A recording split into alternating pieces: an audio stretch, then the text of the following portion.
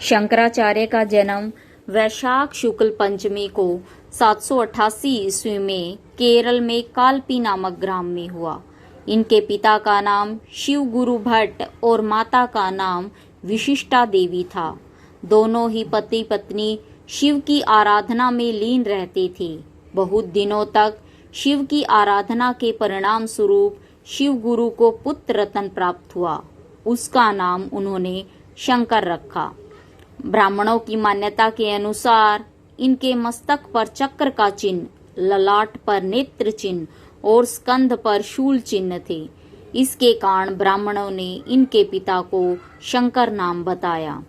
हिंदू धार्मिक मान्यता के अनुसार भी इनको शंकर का अवतार माना जाता है। जब ये 3 वर्ष के थे तब इनके पिता का देहांत हो गया था। ये बड़े ही मेधावी और प्रतिभाशाली थे। 6 वर्ष की अवस्था में ही ये प्रकांड पंडित हो गए थे।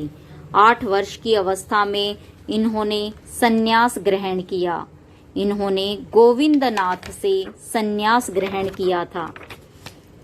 जब ये सन्यासी बने तो गुरु ग्रह के नियमानुसार एक ब्राह्मण के घर भिक्षा मांगने गए। उस ब्राह्मण के घर भिक्षा देने के लिए अन्न का एक दाना तक न था।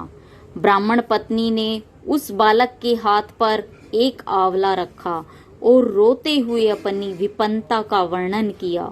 उसकी ऐसी अवस्था देखकर उस प्रेम दया मूर्ति बालक का हृदय द्रवित हो उठा। वह अत्यंत आर्त स्वर में माँ लक्ष्मी का स्तोत्र रचकर उस परम करुणामयी से निर्धन ब्राह्मण की विपदा हरने की प्रार्थना करने लगा। उसकी प्रार्थना से प्रसन्न होकर माँ महालक्ष्मी ने उस ब्राह्मण के घर में सोने की आंवलों की वर्षा कर दी। यही बालक आगे चलकर आदि गुरु शंकराचार्य के नाम से विख्यात हुए। इन्होंने 12 वर्ष की आयु में भी सभी शास्त्रों में पारंगत हासिल कर ली थी। 16 वर्ष की आयु में बद्रिकाश्रम पहुंचकर ब्रह्म सूत्र पर भाष्य लिखा। संपूर्ण भारतवर्ष में भ्रमण कर अद्वैत वेदांत का प्रचार किया।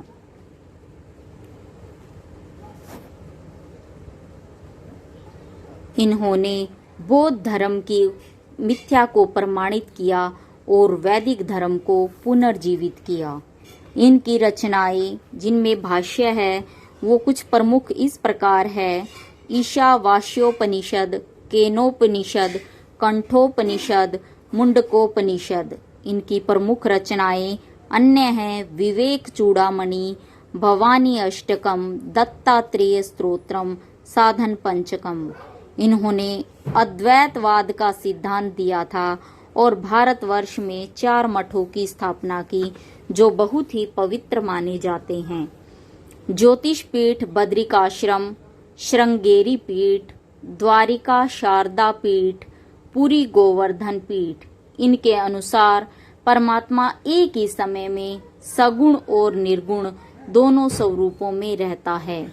32 वर्ष की आयु में सन 1820 ईस्वी में केदारनाथ में इनकी मृत्यु हो गई।